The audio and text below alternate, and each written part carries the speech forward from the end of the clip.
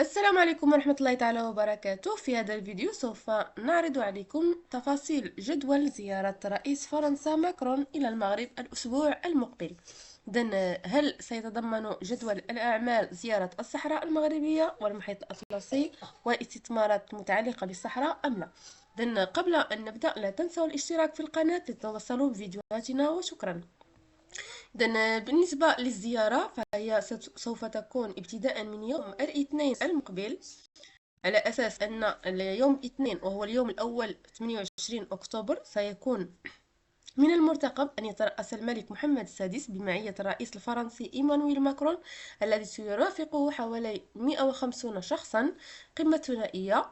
إذن هذا سيكون طبعا في اليوم الأول من الزيارة، حيث سيتم التوقيع على اتفاقيات بين البلدين في عدة مجالات من بينها الطاقات المتجددة والتعليم والثقافة والبيئة، فضلا عن توقيع شراكات اقتصادية لتمويل مشاريع البنى التحتية بالمغرب.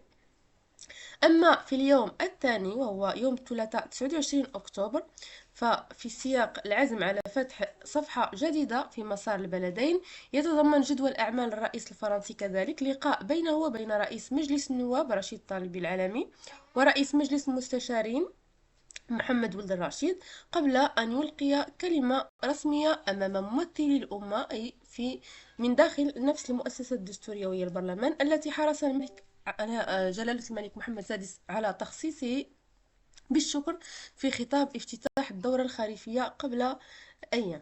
ثم في اليوم الثالث وهو اليوم الأربعاء 30 أكتوبر سيختم ماكرون زيارته إلى المملكة بعقد لقاء في اليوم الثالث منها مع ممثلي الجالية الفرنسية المقيمة بالمغرب وبعض الشخصيات الرائدة في مجالات مختلفة. أما بالنسبة لزيارته للصحراء، وعلى خلاف ما هو متداول في بعض الأوساط الإعلامية، لا يشتمل برنامج الزيارة التي يخص بها ساكن القصر الإليزي المغرب التوجه إلى مدينة الداخلة من أجل فتح تمثيلية دبلوماسية بها، لكن سيتم التأكيد على الموقف الجديد لبلاده الداعم لمغربية الصحراء. وهنا سوف تنتهي الزيارة للرئيس الفرنسي.